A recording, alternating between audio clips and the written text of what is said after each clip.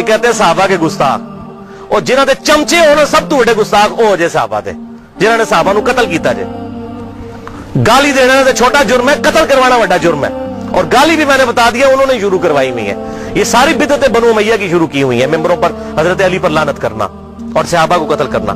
اور صحیح مسلم میں 3339, 3319, 3323 سے لے کر 3333 تک یہ 15-20 احادیث ہیں جن کا لب لباب یہ ہے کہ آپ صلی اللہ علیہ وسلم نے ارشاد فرمایا جس نے اہل مدینہ کو ڈرایا, اہل مدینہ کو دھمکایا یا مدینہ میں بدعت کو جاری کیا, مدینے والوں پر ظلم کیا, اس پر اللہ کی لعنت, اللہ کے فرشتوں کی لعنت اور تمام لعنت کرنے والوں کی لعنت. کہتے ہیں یزید پر لعنت نہ کریں. ہم کسی کلمہ گو اہل قبلہ کے پر لعنت کے قائل نہیں ہیں. آپ صلی اللہ علیہ وسلم نے ہمیں منع کیا ہے, لیکن اس کا یہ مطلب نہیں کہ وہ لعنت کا اہل نہیں ہے. لعنت خود بخود ہو جائے گی. قرآن میں آیا لعنت اللہ علی الکاذبین, جھوٹوں پر اللہ کی لعنت. آپ میرے سامنے واضح جھوٹ بولیں, میں آپ کو لعنتی پھر بھی نہیں کہہ سکتا, حالانکہ آپ لعنت کے مستحق ہو رہے ہوں گے. جھوٹ بول کے خود بخود مستحق ہوں گے لعنت کے. اسی طریقے سے سورہ محمد کی آیت نمبر 22 اور 23 میں آتا ہے جو لوگ فساد فی الارض کرتے ہیں, زمین میں قتل نہ حق کرتے ہیں, ان پر اللہ تعالیٰ کی لعنت ہوتی ہے. تو قرآن میں لعنت آئی ہے ظالموں کے اوپر, تو ہمیں تو بھیجنے کی ضرورت ہی نہیں. خود بخود جسے فٹ اسے گفٹ, جو ایسا کام کرے گا وہ خود لعنت کا مستحق ہو جائے گا. ہم کیوں لعنت بھیجیں, وہ خود بخود لعنت کے مستحق ہو گیا. وَلِعَاذُ بِاللَّهِ تعالی. اور اسی واقعہ, اس کو واقعہ حرہ کہتے ہیں جس میں اہل مدینہ کو لوٹا گیا, اور یہاں تک کہ حافظ ابن کثیر جو آخری درجے تک اہل شام کا دفاع کرتے ہیں, لیکن یہاں پر وہ بھی تڑپ اٹھے اور انہوں نے کہا کہ یہ یزید نے جو ظلم ڈھایا, 1000 صحابیات اور تابعات بغیر شادی کے حاملہ ٹھہری, زنا کیا یزید کی فوجوں نے. 3 دن تک مسجد نبوی میں گھوڑے باندھے وہاں پر پیشاب کرتے رہے اور مسجد نبوی میں نماز نہیں ہوئی. اور حتیٰ کہ پھر حافظ ابن کثیر تڑپ اٹھے جب مختار سخوی نے 22,000 قاتلین حسین کو ایک ایک لسٹ بنا کر قتل کیا, تو ابن کثیر کہتے ہیں کہ اس نے مسلمانوں کے دل ٹھنڈے کر دیے. ایک تو توابون کھڑے ہوئے 4000 کے قریب, لیکن وہ عبید اللہ ابن زیاد کا مقابلہ نہیں کر سکے. بعد میں مختار سخوی نے جس طریقے سے ان کو قتل کیا جو حضرت حسین کے خلاف کھڑے ہوئے تھے, اور آپ دیکھیں اس کا سرغنہ کون تھا, عمر ابن سعد ابن ابی وقاص, جنتی صحابی کا بیٹا. حضرت نوح علیہ السلام پیغمبر سے بیٹا کیا نکلا, کافر. کہتے نہیں صحابہ کی اولاد, اور بھئی نبی کی اولاد سے بڑھ کر کون ہو سکتا ہے, حضرت نوح کا بیٹا کافر. تو اس کی وجہ سے حضرت نوح کو تو کوئی لعن طعن نہیں کر سکتا. اسی طریقے سے عمر ابن سعد جیسے سعد ابن ابی وقاص جنتی صحابی ہیں, ایک مجلس میں جن 10 صحابہ کو بشارت ملی ان میں یہ بھی شامل ہے, اور آخری وقت تک یہ حق کی آواز بلند کرتے رہے الحمدللہ. اب سعد ابن ابی وقاص میں صرف بیان کروں کس طرح وہ حضرت علی کے فضائل امیر معاویہ کے دور میں بیان کرتے تھے اور ڈنکے کی چوٹ پہ کرتے تھے, اور جو لوگ حضرت علی پر لعنت کرتے تھے ان کے وہ خلاف کھڑے ہوتے تھے. یہ پورا ایک ٹاپک ہے بخاری اور مسلم کے اندر, جو کبھی ٹائم ملا تو میں انشاءاللہ بیان کروں گا. لیکن بیٹا آگے دیکھیں کیا نکلا.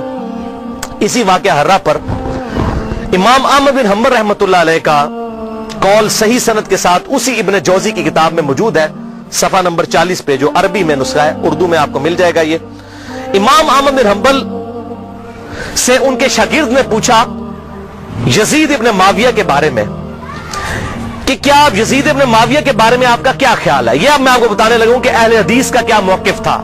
سب سے بڑے اہل حدیث اہل سنت امام احمد بن حنبل المتوفا 241 ہجری, جو اہل سنت کے بڑے ائمہ ہیں, بخاری اور مسلم کے استاد ہیں.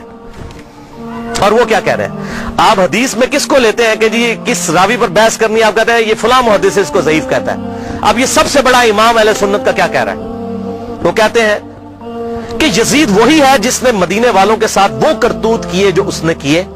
شاگرد نے پوچھا یزید نے کیا کیا تھا. احمد بن حنبل نے فرمایا اس نے مدینے والوں کو لوٹا تھا. شاگرد نے پوچھا کیا ہم یزید سے حدیث بیان کر سکتے ہیں. احمد بن حنبل نے فرمایا یزید سے حدیث مت بیان کرو, اور کسی کے لیے یہ حلال ہی نہیں ہے کہ وہ یزید سے ایک حدیث بھی بیان کرے. پھر شاگرد نے پوچھا کہ جب یزید نے یہ حرکتیں کی تھیں تو کن لوگوں نے یزید کا ساتھ دیا تھا.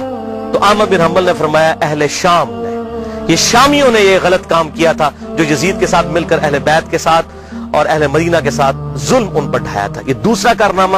اور تیسرا سیاہ کارنامہ 64 ہجری میں اسی دوران حضرت عبداللہ ابن زبیر رضی اللہ تعالیٰ عنہ, یہ وہ صحابی ہیں جن کے بارے میں صحیح بخاری میں آتا ہے, جب مسلمان ہجرت کر کے مدینہ شریف آئے تو یہودیوں نے کہا ہم نے مسلمانوں پر بندش کر دی ہے, ان کے گھر اب اولاد نہیں ہوگی. تو سب سے پہلے بیٹا پیدا ہوا حضرت ابو بکر کا نواسا عبداللہ ابن زبیر، حضرت عائشہ کی جو بہن تھی اسما بنت ابی بکر ان کا بیٹا عبداللہ ابن زبیر، اور حضور نے اپنے مبارک ہاتھوں سے ان کو گٹی دی تھی کھجور چبا کر، صحیح بخاری میں آتا ہے۔ یہ وہ ہیں عبداللہ ابن زبیر صحابی، یہ بھی حضرت حسین کی طرح جن چند بڑے لوگوں نے بیعت نہیں کی، کون کون تھے ان میں؟ حضرت حسین ابن علی، علی کا بیٹا، حضرت عباس کا بیٹا عبداللہ ابن عباس، ابو بکر کا بیٹا عبد الرحمن بن ابی بکر، اور زبیر کا بیٹا ابن زبیر، عبداللہ ابن زبیر۔ تو یہ نمائندہ شخصیات ہی سامنے آتی ہیں نا۔ مجھے بتائیں، آج اگر زرداری اور نواز شریف مل کے عمران خان کی بیعت کر لیں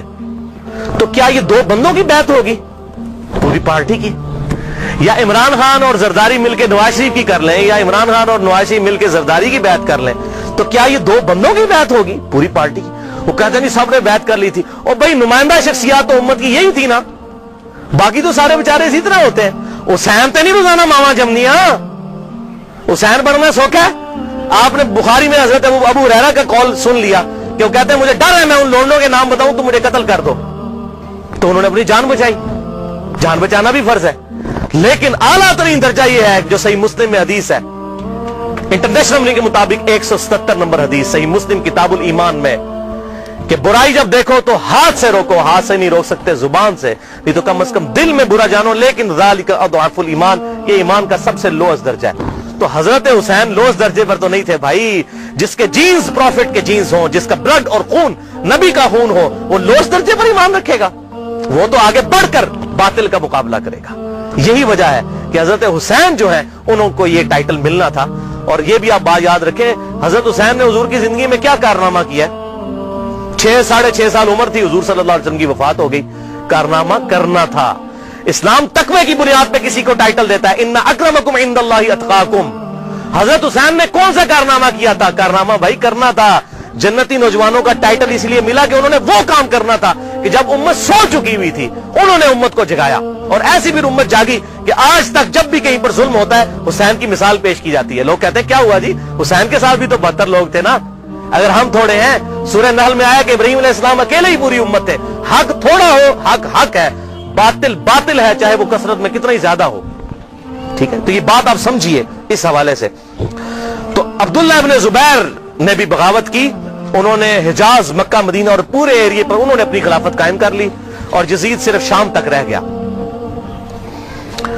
تو پھر یزید نے عبداللہ ابن زبیر رضی اللہ تعالیٰ عنہ کو قتل کرنے کے لیے اور ان کی حکومت کو ختم کرنے کے لیے جو خلافت تھی، اپنے گورنروں کو بھیجا، سپہ سالاروں کو بھیجا۔ 64 ہجری کا یہ واقعہ ہے، اور یہ صحیح مسلم میں انٹرنیشنل نمبر کے مطابق 3245 صحیح مسلم 3245 نمبر حدیث ہے کہ ابن زبیر پر جب حملہ کیا اس دوران خانہ کعبہ کو منجنیق سے پتھراؤ کیا گیا، غلاف کعبہ بھی جل گیا۔ 3245 صحیح مسلم۔ یہ کرتوت ہے، کہتے ہیں جی وہ تو یہ تھے جنتی تھے، وہ بھی میں پول کھولنا کہڑے پاس جنتی سی ہو۔ صحیح مسلم 3245 خانہ کعبہ کو جلا دیا۔